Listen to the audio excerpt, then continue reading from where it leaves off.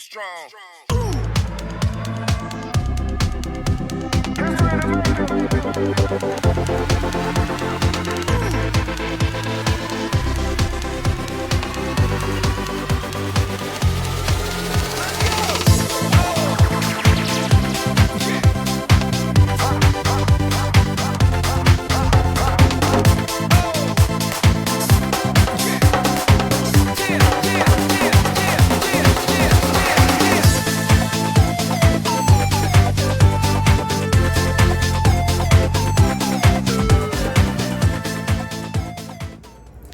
Hey you guys, welcome back to my channel, Holistic Beauty RN.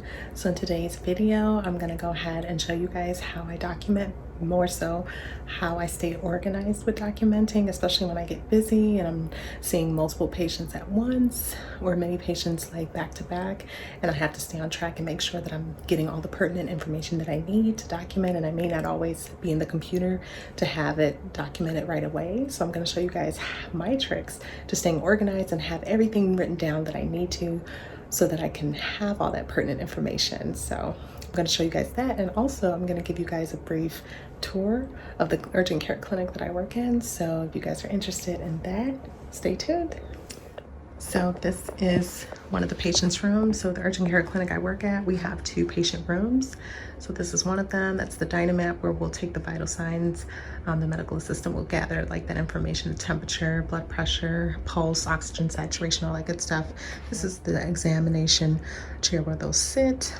This is our laboratory caddy. So it has all our supplies there that we'll need, like if we're doing blood draws, needles, you know, stuff to sterilize the site, etc. This is our cabinet with all of our supplies. If I need to give them any pain injections, any steroid treatments, do dressing changes, etc., antibiotics, all of that's in there for the most part.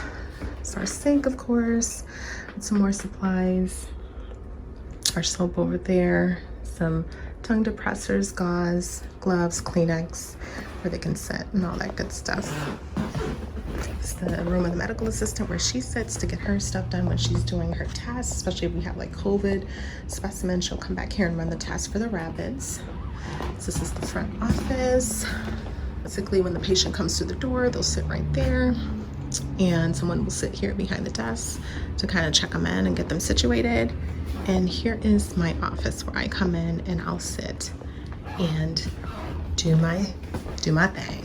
Where I'll come and do my notes when I come, and if I need to make a phone call, this is where I'll sit and kind of have my snacks and stuff about the place there. So now I'm just sitting down, getting a little comfortable. So I'm gonna go ahead and show you guys what I use to stay organized, to ensure that I have all the information that I need from the patient, depending on what they're being seen for, so I don't miss a beat. So let me go ahead and kind of show you my little cheat sheet here. So this is the sheet that I have. This was made for my office manager with some of my input. So basically, it has information as far as their chief complaint.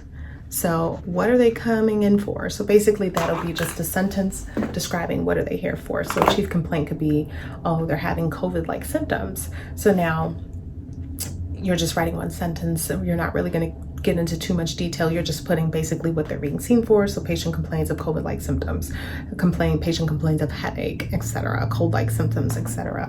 Whatever the chief complaint is, you squeeze that into a sentence and you'll put it there. Then I have a area here for my history of presenting illness. So here's where I'm going to put what are their symptoms. Basically that old cards method that I talked about in previous videos. If you guys want to know more about what that is, feel free to hit the link above. In my last video, I kind of go into detail about what old cards is. So it's basically an acronym that we follow. Old cards, so OLD-CARTS, that's an acronym that we follow to ensure that we're collecting all the information as far as what their symptoms are, like the onset, the location, duration, etc. So that would all go into the history of presenting illness here, as far as to get more information about what their problem is. If they're coming in with a headache, right? They're having a migraine, for instance. You want to get more information. When did your migraine start? What is the location? Do you feel like it's in the frontal area? Is it more so in the back or on the side in the temporal region? So you're getting the location, the duration. How long does it last? Does it come and go? Is it chronic? Is it intermittent? And then more information, what other symptoms are associated with that. So we'll have that. I'll put that down in my section, my little box here. And then ROS is for review of systems. So in that instance, this is what the patient complains of basically in a particular body system. So in the ears, are they having these symptoms? So whatever's pertinent to their complaint. If they're having a migraine, you're kind of going to focus on, the head. So, in that instance, you're going to put down, well, patient complains of having a migraine, 10 out of 10. That feels like a pressure in the front part of their head. So that would go under head for review of systems. So I have a section there. Then in my next box here, I have past medical history. So this is going to be, what is their medical history? Are they having, or are they being treated for any other chronic conditions at the time? Maybe high blood pressure, high cholesterol, diabetes, hypo or hyperthyroidism, whatever those conditions may be, asthma. I'm going to put that here. Then current medications. What medications are they currently on, if any? I'm going to go ahead and put that down there. Then any allergies. Are they allergic to any medications? That's always good to know, because as a provider, you want to know what are they allergic to, because you're not going to prescribe it. Obviously, if it's an antibiotic and say, for instance, it's something like Bactrim and they're coming in for a UTI, first line treatment for a UTI is Bactrim. Right? But if they're allergic to that, now got to steer clear from the Bactrim. Maybe we should go along with something else. Family history. Who has the condition? Like what family member? So the immediate family, mom, dad, brother, sister, who is it and what disease do they have? Father has prostate cancer. So now you can put that in that information there. And then this last one is the physical exam. Obviously if it's a telehealth visit, that's limited to what you would do. But if it's a patient that you see in person in office, then you can be more thorough with your physical exam. You listen to their heart and their lungs. So normal S1, S2 sounds, no murmurs, clicks, or anything like that. No abnormal findings, essentially. Lung sounds, lungs clear to auscultation bilaterally.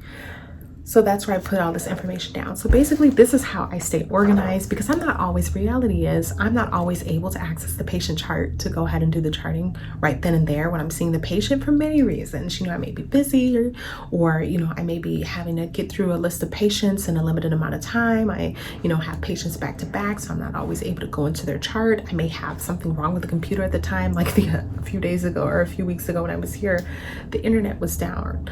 Another time that I came, the AthenaNet that we used to chart was not working. I had to reset everything, my password, and all that takes time. So in the meantime, I'm not able to access the patient chart. So this was a lifesaver for me. This is how I stayed organized. This is how I made sure I had all the pertinent information. And I don't know about y'all, but I write pretty fast. So it's easy to get through all this information, to ensure that I'm collecting all the information so I don't miss anything. And that is so important, because nothing's worse than getting off talking to the patient, getting the information that you think you need, and then they leave, or you get off the phone with them, you end the phone call, only to find out, oh shoot, I forgot to ask them this. And that's pretty important. I forgot to ask them what medications they're on. I forgot to ask them what they're allergic to, especially if you're in the middle of about to prescribing them something and you want to make sure they don't have an allergy to that. So this just ensures that I have all that information down that's necessary. That little cheat sheet I have to collect all my information, because you want to make sure you have all that information, is a lifesaver. So, you guys can feel free to kind of make your own little cheat sheet and form to ensure that you're collecting all that information so you don't miss anything, and it will make all the difference. All right, so I hope you guys have learned from this video. Thank you for watching. If you have any comments, questions, or concerns, feel free to post them in the comment section below. Don't forget to give this video a thumbs up. See you in my next video. Strong.